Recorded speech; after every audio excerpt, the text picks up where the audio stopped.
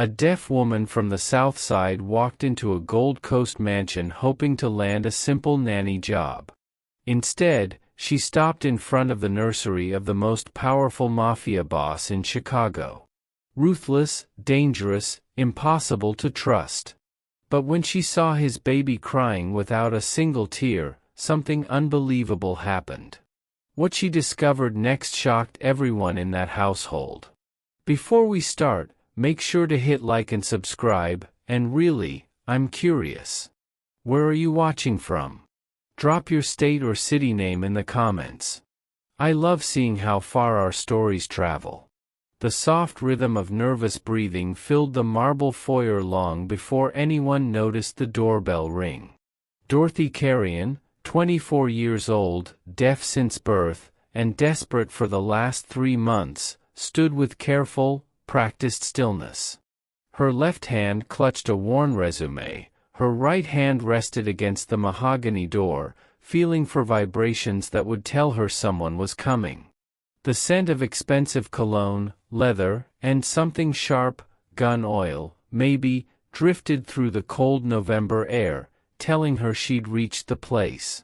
She'd spent weeks preparing herself to walk through these doors. Her heart pounded faster than the L train rattling past her apartment. She had faced job rejection after job rejection, closed doors, and dismissive interviewers who couldn't see past her disability. Yet somehow walking into this mansion felt harder. Maybe because this time she wasn't fighting prejudice. She was fighting the desperation that had followed her since her sister's medical bills started piling up. A man's shadow appeared through the frosted glass, tall and intimidating.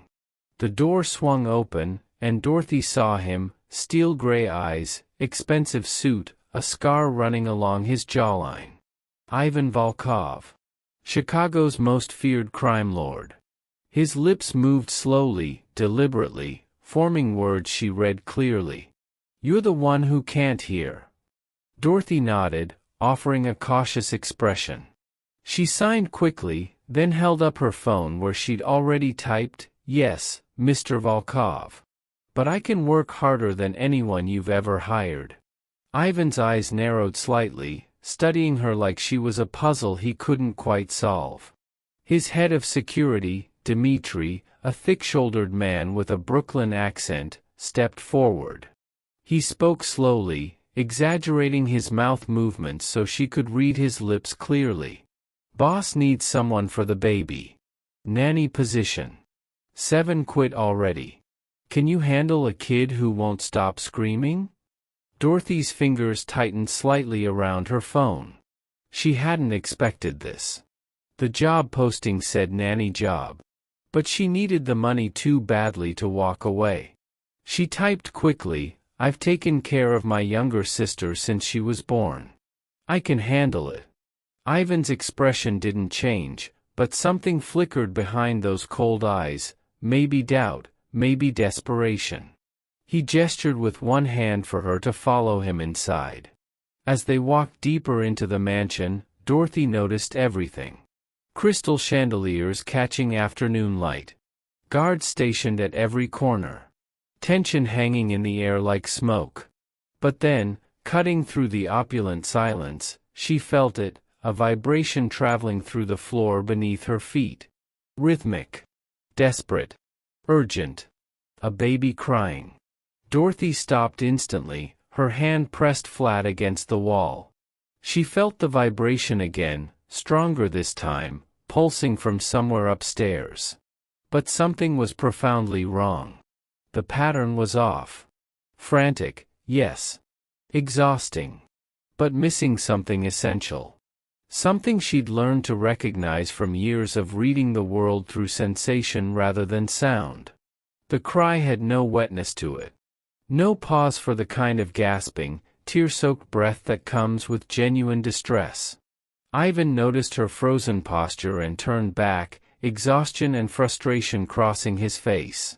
Dmitri stepped closer, his lips moving with barely contained irritation.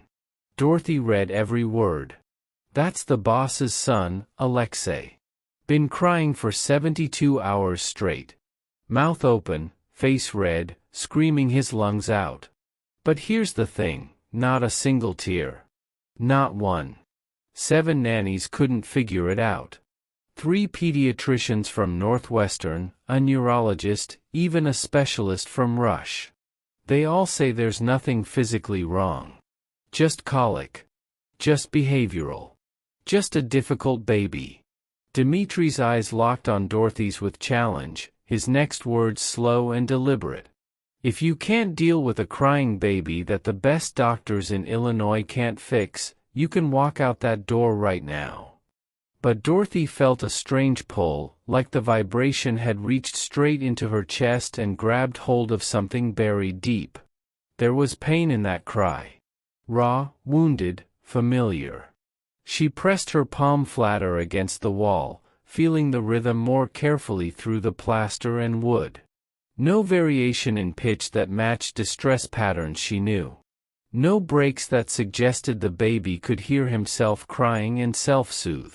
And that absence of tears, that wasn't colic or behavioral issues. That was something else entirely. She swallowed hard, pushing down the memories it brought back. Her own childhood. Crying in her crib. Her mother's frustrated face looming above her. The doctors who couldn't understand why baby Dorothy screamed differently than other infants. Until finally, years later, someone realized the truth. Dorothy looked up at Ivan, then at Dimitri, and typed on her phone with steady fingers, "When can I start?" Ivan studied her for a long moment, something unreadable in those dangerous eyes. His lips moved with a single word, "Now." Dimitri nodded, translating unnecessarily. "You start now."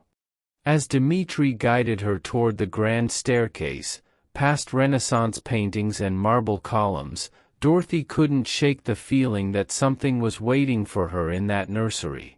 Something broken. Something abandoned by everyone who claimed to be experts. Something that somehow felt like looking into a mirror of her own forgotten childhood, when she cried and cried without the right sounds, and no one understood that she wasn't being difficult. She was just terrified of being alone in a silence no one else could feel. Ivan walked ahead, leading Dorothy up the long staircase, his footsteps heavy against the Italian marble. She felt each step reverberate through the banister beneath her hand. Behind each closed door came different sensations she couldn't hear but could feel through the walls: movement, tension, hurried footsteps vibrating through the floor. But one room, the nursery at the end of the hall, pulsed with that same desperate vibration. Stronger now. Closer. As they approached, Dorothy saw through the open doorway, an elaborate crib carved from dark wood, soft lighting casting warm shadows, expensive monitors blinking on a dresser, every luxury money could buy. And in the center of it all, a small infant with a red, contorted face. Mouth wide open in a silent scream she couldn't hear but could feel through the floorboards. Body trembling with effort, tiny fists clenched. Crying with absolute desperation. But not a single tear falling from his wide, dry eyes. Dorothy's breath caught. In that moment, watching this tiny boy scream without tears, without response to the sounds around him, without the self-soothing that comes from hearing your own cry, she knew exactly what every doctor, every nanny, every expert had missed. And she knew that this child wasn't broken, wasn't behavioral, wasn't difficult. He was just like her. Alone in a silence no one else understood. The grandfather clock in Ivan Volkov's study struck 3 a.m., its deep chime vibrating through the Gold Coast mansion like a death knell. Ivan sat motionless behind his mahogany desk, a tumbler of untouched whiskey catching the dim light from the single lamp burning in the corner. Across from him, his consigliere, Vincent Russo, droned on about territory disputes in Ukrainian village, about Sokolov's crew pushing into their distribution networks, about shipments that needed his approval. But Ivan heard none of it. All he heard was the scream. It echoed through the marble halls, bounced off the vaulted ceilings, seeped under the heavy oak door of his office like poison gas. His son. 8 pounds, 6 ounces. 3 months old. Crying for 72 hours without stopping. Vincent's lips kept moving, gesturing at maps spread across the desk, but Ivan's eyes remained fixed on the door.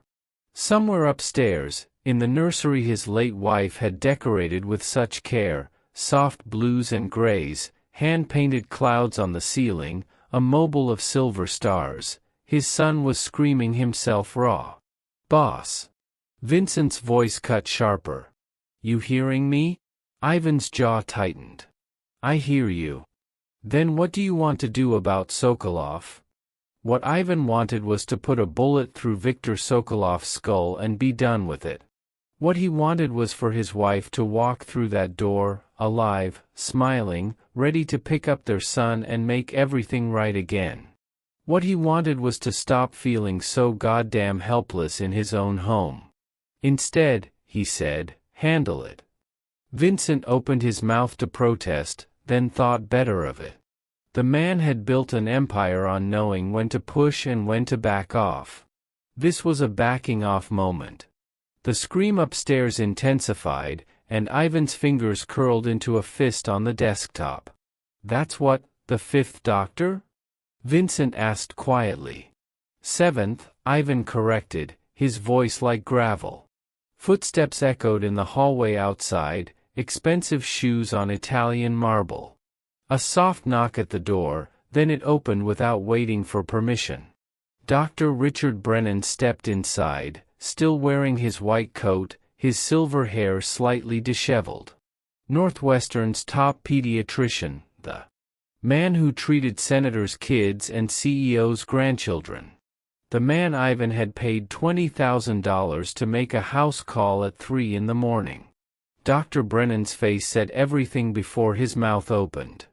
"Mr. Volkov," he began, setting his medical bag down with careful precision.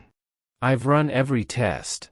Blood work, neurological exam, checked for reflux, infection, any physical abnormality that could cause distress." Ivan leaned forward slowly. "And? There's nothing physically wrong with your son." The words hung in the air like a verdict. Vincent shifted uncomfortably in his chair. "Nothing wrong," Ivan repeated, his voice dangerously quiet. "My son has been screaming for 3 days straight. His face is red. His voice is going hoarse. But there's nothing wrong." Dr. Brennan cleared his throat. "It might be severe colic. Some babies experience extreme discomfort from digestive issues that don't show up on tests. Or," he hesitated. "Or what? It could be behavioral.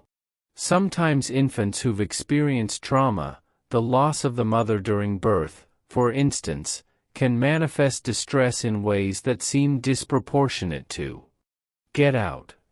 Dr. Brennan blinked. "Mr. Volkov, I understand this is difficult, but get out." The doctor had the survival instinct to recognize a threat when he heard one. He grabbed his bag and left quickly, the door closing with a soft click behind him. Vincent stayed silent, which was the smartest thing he'd done all night. Ivan stood and walked to the window overlooking the manicured grounds, the iron gates, the city lights beyond. Chicago sprawled before him, a kingdom he'd built through blood and cunning. He could make politicians sweat with a phone call. Could move millions with a nod. Could end lives with a word. But he couldn't make his own son stop crying. Upstairs, the scream continued. Constant. Desperate. And underneath it all, something Ivan's exhausted mind kept circling back to, something that made his chest tighten with a fear he didn't have words for. In all those 72 hours of crying, of that tiny mouth open in obvious anguish, of that red face contorted in what looked like pure agony, his son hadn't shed a single tear. Not one. The 7th nanny lasted exactly 48 minutes. Ivan watched from the doorway of the nursery as Margaret Harris, 56 years old, 30 years of childcare experience, references from 3 prominent families on the North Shore, set Alexei back in his crib with hands that trembled slightly. She turned, spotted Ivan in the shadows, and had the audacity to look at him with something close to pity. "Mr. Volkov," she said, smoothing her uniform with exaggerated calm. "I think we need to have an honest conversation." Ivan said nothing. Just waited. "Your son is healthy. Strong lungs, good color despite the crying. But I've been doing this long enough to recognize when the problem isn't the baby." She paused, choosing her words carefully. "Sometimes, when a child loses their mother, and the father is emotionally unavailable, the infant picks up on that disconnect. Children need bonding, Mr. Volkov. Alexei can sense that you're not. Get your things and leave." Margaret's mouth tightened. "I'm trying to help you understand. You have 5 minutes to be out of my house." She left in 3. Ivan stood alone in the nursery afterward, staring down at his son. Alexei's face was blotchy red, mouth opening and closing with that same silent scream. The baby's eyes, his mother's eyes, that same deep brown, looked up at nothing, unfocused and desperate. Bonding. As if Ivan hadn't tried.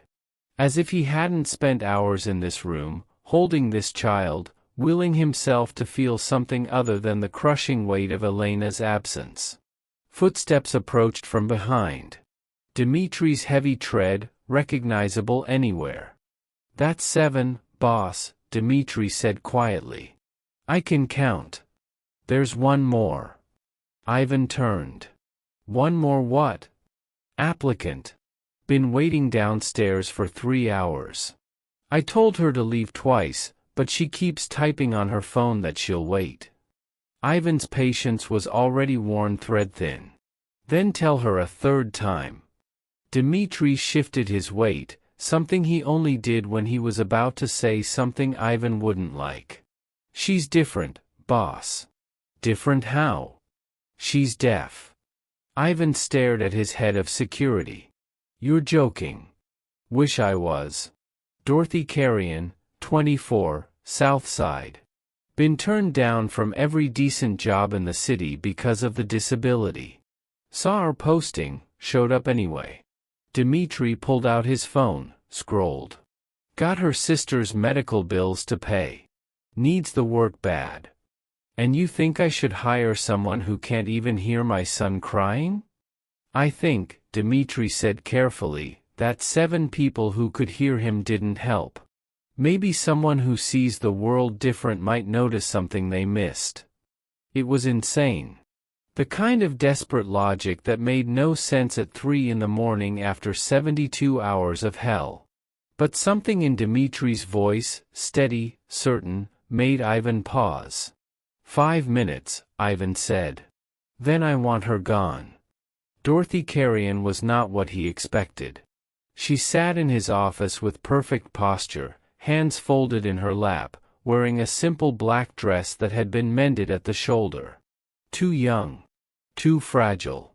Dark hair pulled back, revealing a face that was equal parts exhaustion and determination. When Ivan entered, she stood immediately, and he saw her eyes track his mouth, reading his lips as he spoke. "You've been waiting 3 hours for a job you're not qualified for." She reached for her phone, typed quickly, then held it up. "I'm qualified. I raised my sister from infancy while holding down 2 jobs. I know what babies need." "You can't hear." Her fingers moved across the screen. "No. But I pay attention." Dimitri stepped forward, attempting to interpret her signing, though his knowledge was clearly limited. "She says, she sees things others miss. Because she has to." Ivan studied her. There was something in her eyes, not pity, not judgment. Just a quiet strength that reminded him painfully of Elena. His wife had that same quality. That refusal to back down even when the world told her she should. My son cries constantly, Ivan said slowly, making sure she could read his lips. 7 trained professionals couldn't help him. What makes you think you can? Dorothy's hands moved in quick, fluid signs. Dmitri struggled to follow. She says, every baby she knows who cried like that, it wasn't the baby being difficult. It was adults not understanding what the baby was trying to say. The doctors say there's nothing wrong with him. More signing. Dmitri translated haltingly, doctors look for what's broken. She looks for what's missing? No, wait, what's needed? Ivan walked to his desk, poured 2 fingers of whiskey he wouldn't drink. Upstairs, Alexei's cry continued its relentless rhythm.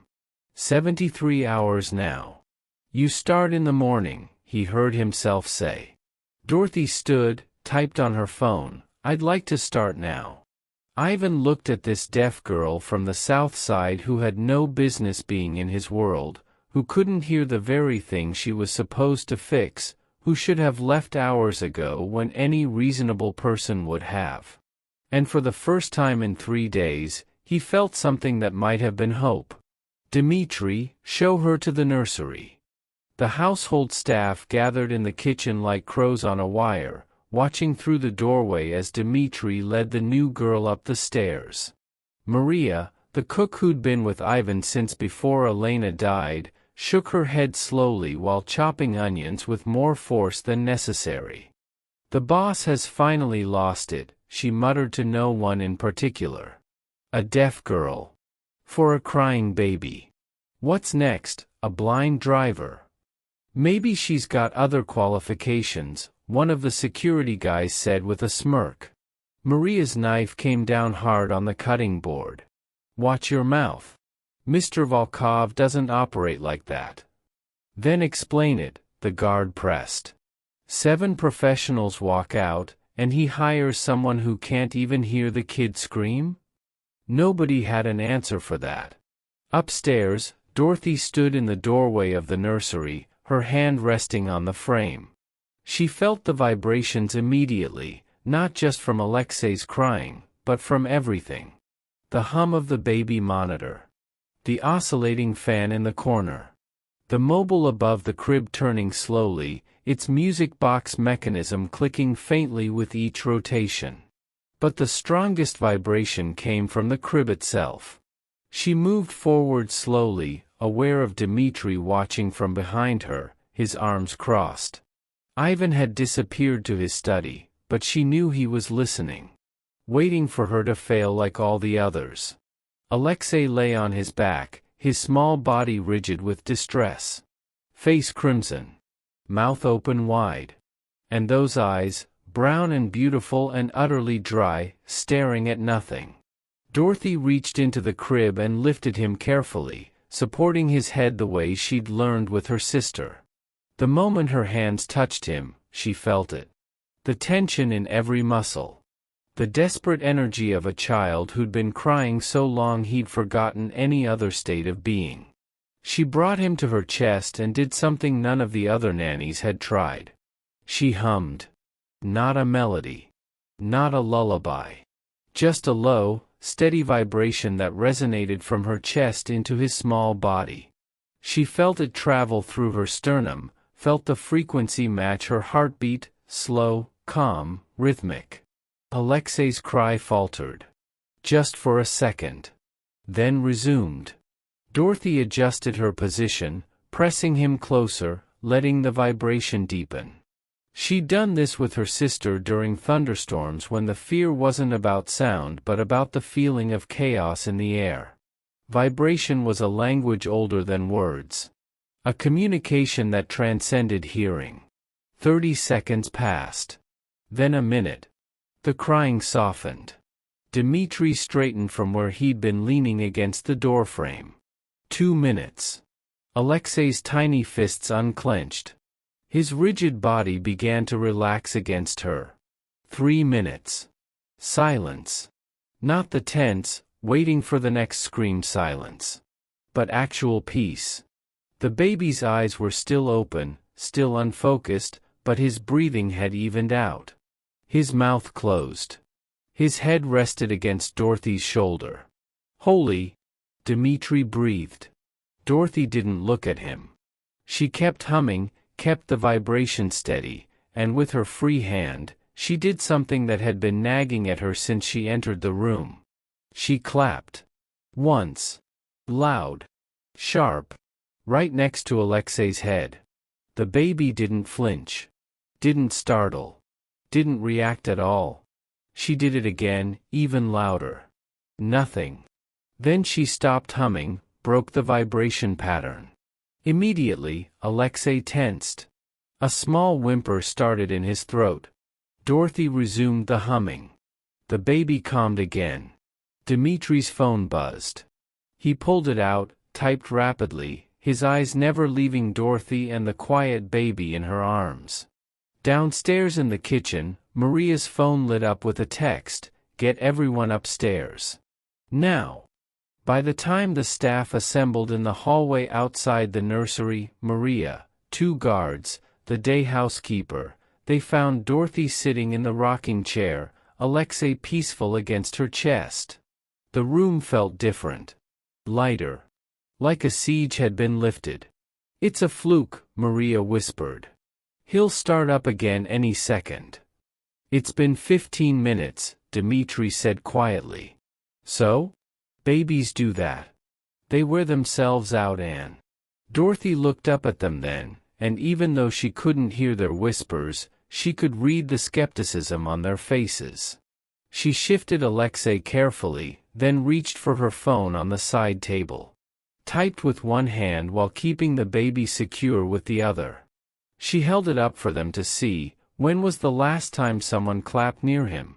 They all looked at each other, confused. "What kind of question is that?" Maria asked, though Dorothy couldn't hear her. Dmitri read her lips, translated. Maria shrugged.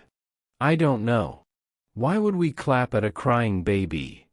Dorothy typed again, "Try it. Clap as loud as you can."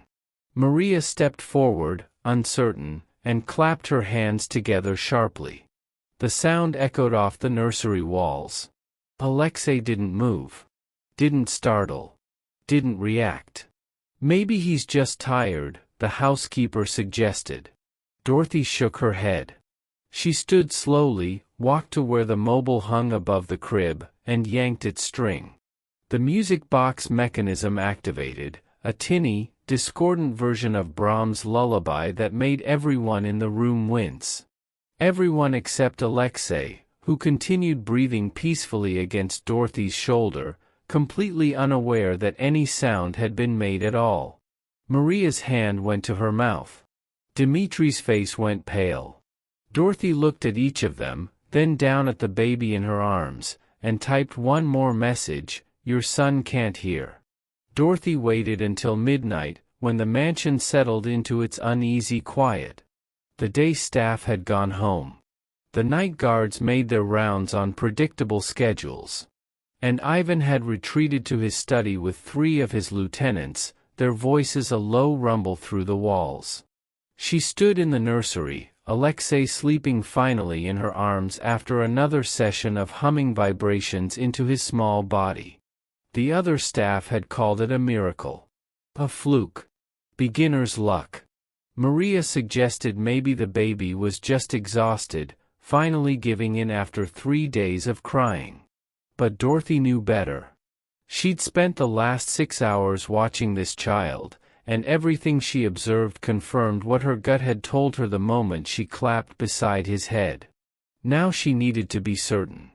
Needed to test it properly before she walked into Ivan Volkov's office and told Chicago's most dangerous man that his son was disabled. That his son was like her. She placed Alexei carefully in his crib, making sure he was positioned so she could see his face clearly. Then she walked to the antique radio on the dresser, one of Elena's touches, a restored 1940s model, and turned it on. Classical music filled the room. Tchaikovsky. Swan Lake. The volume climbed as she twisted the dial. Loud enough that she felt the vibrations through the floorboards, loud enough that any hearing person would have covered their ears. Alexei slept on, undisturbed. Dorothy turned off the radio. Picked up a silver serving tray that had been left on the changing table, probably from an earlier feeding. She held it at shoulder height and let it drop. The crash was tremendous. She felt the impact through her feet, felt the tray bounce twice against the hardwood floor. Alexei didn't even stir. She picked him up gently, wrapped him in his blanket, and carried him out of the nursery. Down the hall. Past the Renaissance paintings and marble columns. Following the vibrations of raised voices to their source. Ivan's study door was closed, but not locked. Dorothy could feel the argument through the wood, the heavy footfalls of angry men, the percussion of fists hitting the desk, the particular rhythm of conflict. She opened the door without knocking. 5 men turned to stare at her. Ivan behind his desk, 3 lieutenants standing around it, Dmitri by the window. On the desk between them, 2 handguns, a manila folder, and what looked like surveillance photographs. "What the hell?" one of the lieutenants started. Ivan raised a hand, silencing him. His eyes fixed on Dorothy, then dropped to the baby in her arms. "Is something wrong?" Dorothy stepped fully into the room. Vincent Russo was mid-sentence about someone named Sokolov, his voice raised and aggressive. Another lieutenant slammed his palm on the desk, making the guns jump.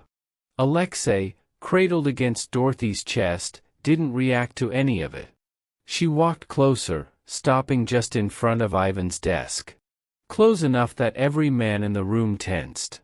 Close enough that she could see Ivan's jaw tighten, see the dangerous question forming in his eyes. "Are you challenging me?" Dorothy pulled out her phone with one hand, typed quickly, then held it up. Not to show Ivan the words, but to activate the text-to-speech function. A mechanical female voice filled the study. "Your son isn't sick. He's deaf. He's crying because he feels alone in silence." The room went absolutely still. Ivan stared at her. At the phone. At his sleeping son. "That's not possible. The doctors." Dorothy typed again. The robotic voice continued. "The doctors looked for physical illness. They didn't test his hearing. Watch." She set the phone down on the desk, then clapped her hands together inches from Alexei's face. Sharp. Loud. Nothing. She did it again. Harder. The baby slept peacefully.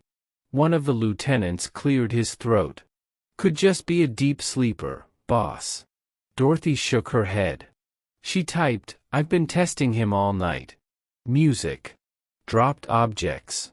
Shouting. He doesn't respond to any of it. But when I stop touching him, when I stop creating vibrations he can feel, he cries. Not because he's sick. Because he's scared." "No."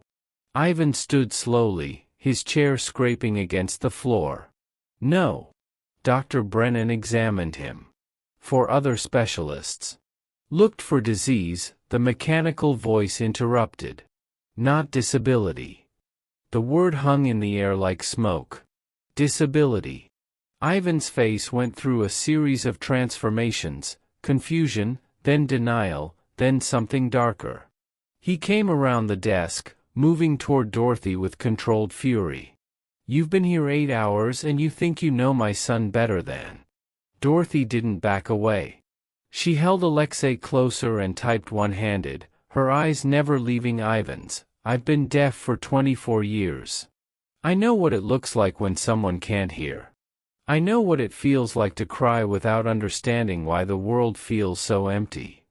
Ivan stopped inches from her.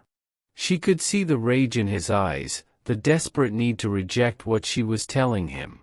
Behind him, Dmitri had moved closer, ready to intervene if his boss snapped. But Dorothy kept typing, "When I hold him, when I hum so he can feel the vibrations, he's calm. Not because I'm special.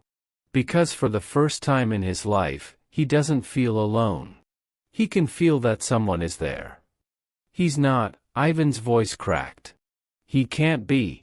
The phone spoke again. He's not broken, Mr. Volkov. He's just different. Like me. But if you don't accept it, if you keep looking for a cure to something that isn't a disease, he'll spend his whole childhood feeling like something is wrong with him. Ivan's hands were shaking. Dorothy saw it clearly, the tremor he couldn't control. She'd seen rage before, had learned to read danger in men's faces. But this wasn't rage. This was fear. Raw, overwhelming terror from a man who'd built his life on control, who'd just lost his wife, who was now being told his son lived in a world he couldn't enter. "Get out," Ivan whispered. Dorothy didn't move. "Get out." Ivan stood rigid, holding his son like he might break. "What do I say?" "Anything. Everything. He doesn't need words. He needs to know you're there." Ivan swallowed hard. When he spoke, his voice was rough. "I'm sorry. I'm sorry I didn't understand. I'm sorry I let 7 people fail you.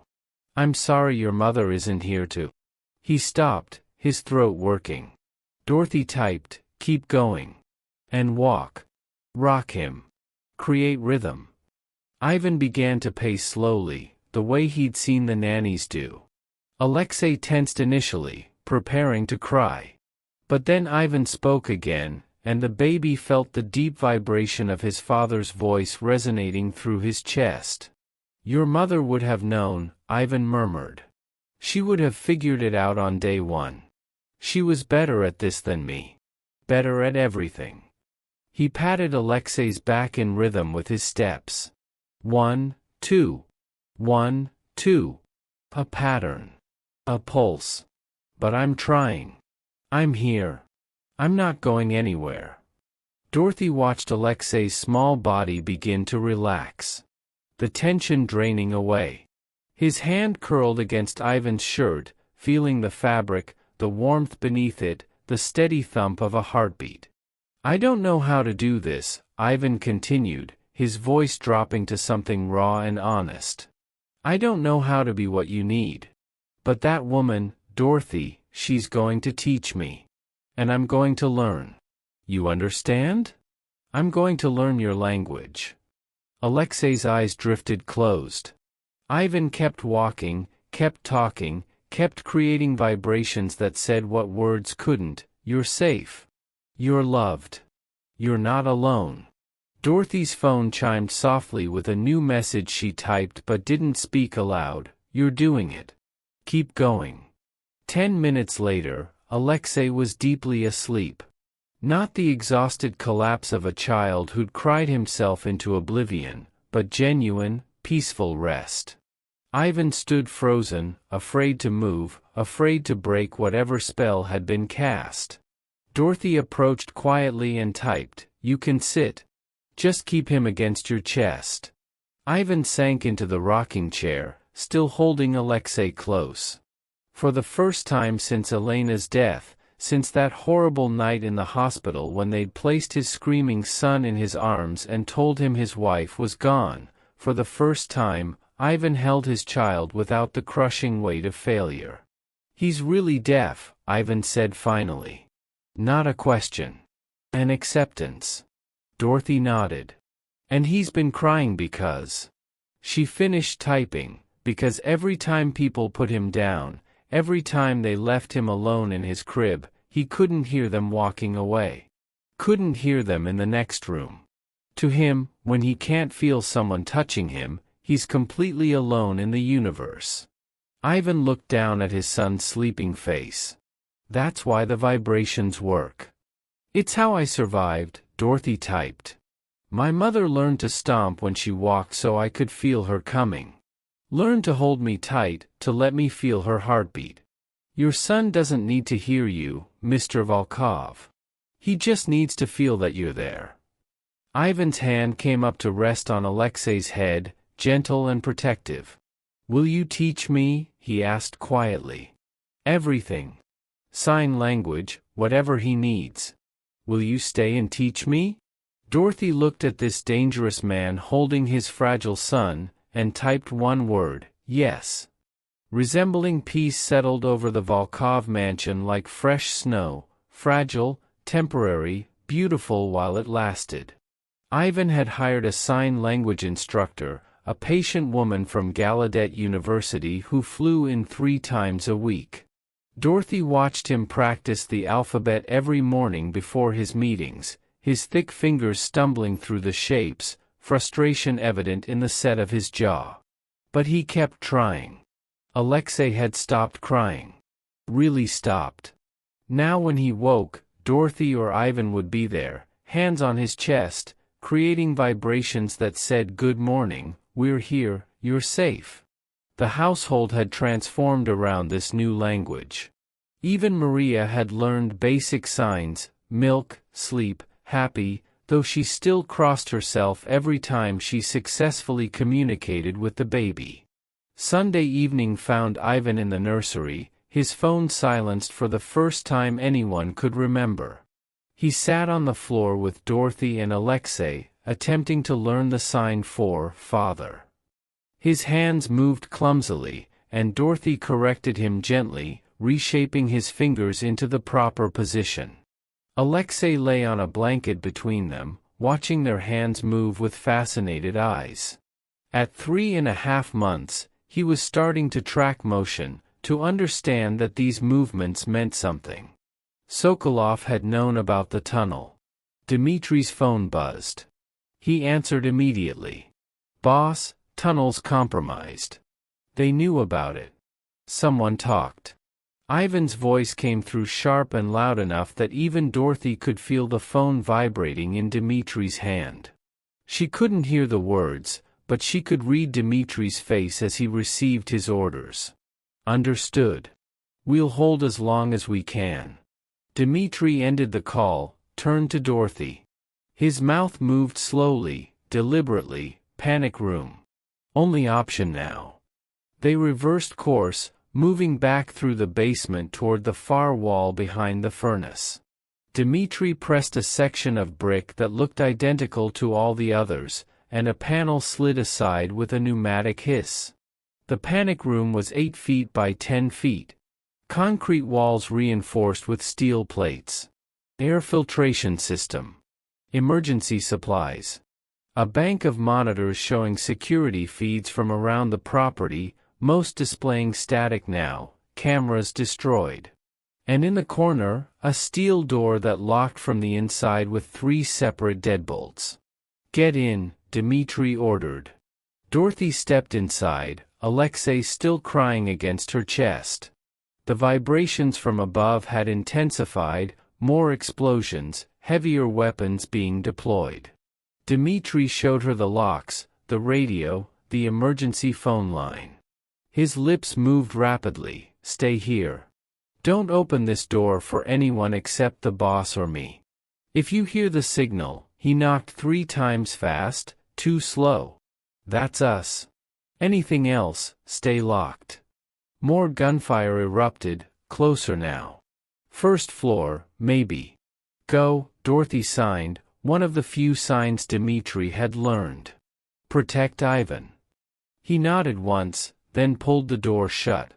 She heard the pneumatic seal engage, felt the pressure change in her ears. Then the 3 deadbolts, which she slid into place with shaking hands. Silence. Or what passed for silence in Dorothy's world. But Alexei kept crying, and through the floor, through the walls, Dorothy felt the war happening above them. Each explosion sent tremors through the concrete. Each burst of automatic weapons fire registered as rapid vibrations. The building itself seemed to pulse with violence. She sank down against the back wall, Alexei in her lap, and tried to calm him the way she always did. Humming. Creating vibrations in her chest. But it wasn't working. Not this time. Because every time she started a rhythm, another explosion would shake the room and break the pattern. Alexei's cry intensified. His face went crimson. Mouth open wide, no tears, just raw desperation. And Dorothy realized something that made her blood run cold. The panic room was soundproof from the outside. But it wasn't soundproof from the inside out. When Ivan or Dmitri opened that door, if they opened it while fighting was still happening, Alexei's crying would echo into the basement. Would give away their position. Would get them all killed. She had to keep him quiet. Had to keep him calm. But how, when the entire building was shaking with violence? Dorothy closed her eyes, blocking out the security monitors with their images of men dying on her employer's lawn, blocking out everything except the small body in her arms. She thought back to her own childhood. To the storms that had terrified her not because of thunder she couldn't hear, but because of the way the whole house vibrated. The way chaos felt through her bones. Her mother had done something. What was it? The memory surfaced: compression. Deep pressure. Creating a sensation so constant, so overwhelming, that it drowned out everything else. Dorothy pulled Alexei tight against her chest, wrapping both arms around him. Then she began a pattern, not just humming now, but pressing her hand rhythmically against his back. 1, 2, 3, 4. 1, 2, 3, 4. Like a heartbeat, but slower. More deliberate. Matching it with pressure on his chest with her other hand, alternating so he felt completely surrounded by rhythm. Alexei's crying faltered slightly. She kept going. 1, 2, 3, 4. She rocked her whole body slightly, adding motion to the pattern. 1, 2, 3, 4. She pressed her cheek against the top of his head, letting him feel her breath moving through her body. 1, 2, 3, 4. An explosion directly above them, close enough that dust fell from the ceiling, sent massive vibrations through the room. But Dorothy didn't break the pattern. 1, 2, 3, 4. She absorbed the chaos, filtered it through her body, and gave Alexei only the rhythm. Only the steady, constant message: I'm here. You're safe. I'm here. You're safe. 5 minutes passed. Alexei's crying softened to whimpers. 10 minutes. The whimpers faded. 15 minutes. His tiny hand curled around her finger, holding on like a lifeline. Dorothy kept the pattern going. 1, 2, 3, 4. Even as she felt the gunfire moving through the house. Even as she watched on the monitors, the ones still working, as Ivan and his men fought room by room, slowly being pushed back. Even as she counted the shadows moving outside, counted how many of Sokolov's men were still standing. Too many. Far too many. 1, 2, 3, 4. She pressed Alexei closer, creating a cocoon of sensation that blocked out the war. That made his entire world the size of her arms, the rhythm of her heartbeat, the pressure of her hands telling him everything he needed to know.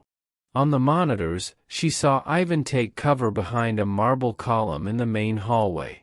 Saw him reload, saw him signal to Dmitri. Saw the determination in his face even through the grainy security footage. He was fighting his way back to them. Fighting to survive. Dorothy looked down at Alexei, finally calm in her arms, his eyes closed, his breathing even despite the chaos above. Your father is coming, she signed, even though he was too young to understand. Even though his eyes were closed. He's fighting for you. For us. And I won't let anyone hurt you. I promise. She felt another explosion. Felt the panic room shudder. But Alexei slept on, wrapped in a silence only they understood, protected by a language older than words. And Dorothy kept the rhythm going. 1, 2, 3, 4. I'm here. You're safe. I'm here. You're safe. I'm here. 45 minutes felt like 45 hours in the panic room. Dorothy had no clock to watch, no way to track time except by counting her own heartbeats, by feeling the patterns of violence shift and change through the building's bones. The explosions came in waves. First intense, then scattered, then focused again in different areas. She felt Ivan's men moving, felt the distinctive rhythm of coordinated defense shifting to desperate last stands. On the security monitors, she watched feeds flicker and die one by one as cameras were destroyed. But through it all, she maintained the pattern. 1, 2, 3, 4. Press on Alexei's back. Pressure on his chest. Rock slightly. Breathe deeply so he could feel her lungs expand and contract. 1, 2, 3, 4. Alexei didn't cry. Didn't make a sound. He lay against her, trusting completely in this language of touch, in this cocoon she'd built around him from nothing but rhythm and presence. Dorothy's arms ached. Her back screamed from holding the same position for so long. But she didn't stop. Couldn't stop. Because stopping meant Alexei might cry, and crying might mean death when that door opened. Through the remaining monitors, she watched Ivan fight like a man possessed. He'd lost the careful control she'd seen in him over the past 2 weeks, the patience he'd shown learning sign language, the gentleness when he held his son. This was the man who'd built an empire through violence. This was the Ivan Volkov that Chicago feared. He moved through his mansion like a wolf through snow, efficient and lethal. She watched him take down 3 of Sokolov's men in rapid succession, watched Dmitri cover his back, watched the small security team fight with the desperation of those protecting home rather than territory. But Sokolov had numbers. For every man Ivan's team took down, 2 more seemed to appear. Dorothy felt it when the tide began to turn. Felt the vibrations change from chaotic to focused. Felt what might have been sirens, rapid, rhythmic pulses through the floor. Police? Or Vincent arriving with reinforcements? On the one remaining monitor covering the front entrance, she saw new vehicles arriving. Not Sokolov's black SUVs. These were unmarked, but she recognized the tactical approach, the way the men moved. Ivan's reinforcements had arrived. The fighting intensified for another 10 minutes. Then slowly, gradually, the vibrations began to decrease. Fewer explosions. Less gunfire. Long stretches of stillness interrupted by short bursts of violence. Dorothy kept the pattern going. 1, 2, 3, 4. Even as hope began to burn in her chest. Even as she watched the monitors showing men in tactical gear clearing rooms, checking bodies, securing the property. Then nothing. Complete stillness. Dorothy waited, Alexei breathing steadily against her chest. 5 minutes of silence. 10. 15. Then she felt it, footsteps approaching the panic room. Heavy boots. Multiple people. She tensed, wrapping both arms protectively around Alexei. The knock came. 3 fast. 2 slow. 3 fast. 2 slow. The signal. Dorothy stood carefully, still maintaining the pressure on Alexei with one arm while she reached for the deadbolts with the other. She slid them back one by one, each metallic click feeling enormous in her hands. The door opened. Ivan stood there, and Dorothy had never seen him look like this. His expensive shirt was torn and blood-stained. His face was streaked with soot and what might have been someone else's blood. His hand still gripped his gun, knuckles white.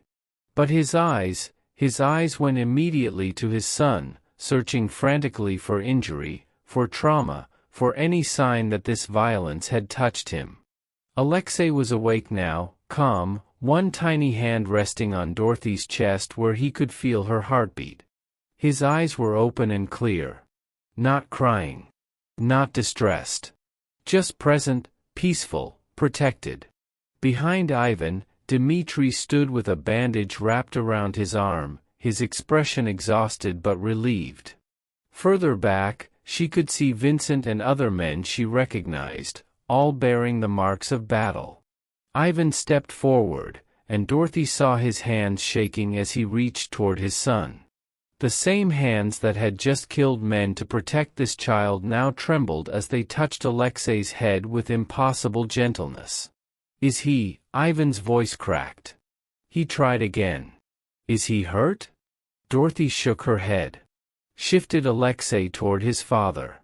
Ivan took him carefully, and the moment the baby felt his father's heartbeat, his distinctive rhythm, his hand reached up to rest against Ivan's chest. Ivan's eyes closed. His shoulders shook once, then stilled as he pulled himself together through sheer force of will. Dmitri spoke, his lips moving slowly for Dorothy's benefit. "Boss, we got them all. Sokolov's dead. His second-in-command surrendered. It's over." But Ivan wasn't listening. He was staring at Dorothy, at this deaf woman from the south side who'd kept his son silent and safe for 45 minutes while his world burned down around them. Who'd used nothing but touch and rhythm and understanding to protect the most precious thing he had left. "How?" he asked simply. Dorothy pulled out her phone, typed with shaking hands, "I speak his language. And he knew I wouldn't let him go." Ivan looked down at Alexei, still calm despite the violence that had happened just beyond that door. Still trusting. Still safe. Then he looked back at Dorothy, and she saw something shift in his expression. It wasn't gratitude, though that was there. It wasn't relief, though he felt that too. It was recognition. Understanding. His lips moved carefully, forming words he'd practiced. "Thank you." Then, with his free hand, he signed it properly. The sign Dorothy had taught him 2 weeks ago. "Thank you." Dorothy signed back, "He's your son. I would never let anyone hurt him." "I know," Ivan said aloud, even though she was reading his lips. "I know you wouldn't." Dmitri cleared his throat. "Boss, we should get them out of here. Vincent's securing the perimeter, but we need to move them somewhere safe until." "No." Ivan's voice was firm. "This is our home. We stay. We rebuild. And anyone who thinks they can take what's mine learns what happens when you threaten my family." He looked at Dorothy when he said family. Not at Dmitri. Not at his men. At her. Dorothy felt something shift in her chest. Something warm and terrifying and real. Ivan adjusted his hold on Alexei, then gestured toward the stairs. "Come. Let's get you both somewhere clean. Somewhere safe. And Dorothy?" She met his eyes. "You're not just the nanny anymore. You're part of this family. Whatever that means. Whatever protection I can offer. It's yours." Ivan's breath caught. That sign wasn't in Alexei's vocabulary yet. Wouldn't be for months, maybe years. But Dorothy took the baby's small hand and guided it through the motion, the sign for "I love you" in ASL. Index finger, pinky, and thumb extended. The universal symbol that transcended language. Ivan caught Alexei's hand gently in his own, brought it to his chest, and signed back, "I love you too, son. More than anything in this world." Rachel wiped her eyes. Vincent cleared his throat roughly. Even the hardened lieutenants looked affected, though they'd probably deny it later. Dorothy stepped back, giving father and son their moment. She watched Ivan continue to sign to Alexei, watched the baby respond with that intense focus deaf children develop early, the understanding that information comes through the eyes, that presence means visibility, that love is something you can see and touch and feel. "Miss Carrion?" Dorothy turned to find Vincent approaching her, his phone in hand with text already typed. "The boss wanted me to give you this." He showed her a document. A contract. Not for a nanny position. For something else entirely. Director of Accessibility Services. Volkov family. Salary, $250,000 annually. Benefits: full medical, housing, education stipend for your sister. Dorothy's hands trembled as she read it. Vincent typed more. He said you're not the help. You're family. And family gets taken care of. She looked back at Ivan, who was now demonstrating the sign for father to his son, his face transformed by a joy she'd never seen in those first desperate weeks. 3 months ago, she'd walked into this mansion desperate for any job that would pay her sister's medical bills. She'd been dismissed, underestimated, seen as less than because of her disability. Now she stood in a nursery decorated with visual stimulation toys and sign language posters, watching the most dangerous man in Chicago learn that communication wasn't about volume or intimidation. It was about presence. About being visible. About meeting someone in their world instead of demanding they enter yours. Alexei's small hand touched Ivan's face again, and Ivan turned to Dorothy with a question in his eyes. She signed, "He's asking if you're happy." Ivan's response came without hesitation, his sign still clumsy but sincere, "Yes. Because of you. Because of him. Because I finally understand what matters." Dorothy signed back, "He taught you." "I just translated." "No," Ivan signed, then spoke aloud so his men could hear too. "You taught me that my son isn't broken. That being different isn't being less. That the quietest person in the room sometimes sees what everyone else is too loud to notice." He stood, still holding Alexei, and faced his lieutenants. "This child," he said, gesturing to his son, "has taught me more about strength in 3 months than 30 years in this business. He cries without tears because that's how his body works. He lives in silence because that's his reality. And he's not suffering. He's not less. He's just different." Ivan looked at Dorothy. "And this woman saved his life. Not just during the attack. Every single day. By understanding what he needed when nobody else could." Vincent nodded slowly. The lieutenants followed suit. "So here's how it's going to be," Ivan continued. "Anyone in this organization who has a problem with my son being deaf, or with Dorothy's role in this family, can walk out that door right now and never come back." Silence. "Good," Ivan said. "Now get out. All of you. Family time isn't open to business meetings." They left quickly, and Ivan sank back down onto the floor with Alexei. Dorothy joined them, and Rachel quietly excused herself to give them privacy. In the quiet nursery, the 3 of them sat together, a crime lord learning tenderness, a deaf woman who'd found belonging, and a baby who'd never shed a tear but had somehow broken through the walls around his father's heart. Alexei's hands moved in approximation of signs he'd someday master. Ivan's hands moved in response, improving with each practice session. And Dorothy's hands moved to guide them both, the interpreter between 2 worlds, the bridge between silence and understanding. The baby who cried without tears had taught Chicago's most feared man how to feel again. And the deaf woman everyone underestimated had proven that sometimes, love speaks loudest in the spaces between words. Thanks for watching till the very end. If this story moved you, hit like, subscribe, and share your thoughts in the comments. I'll be dropping another unforgettable story tomorrow, so make sure you don't miss it.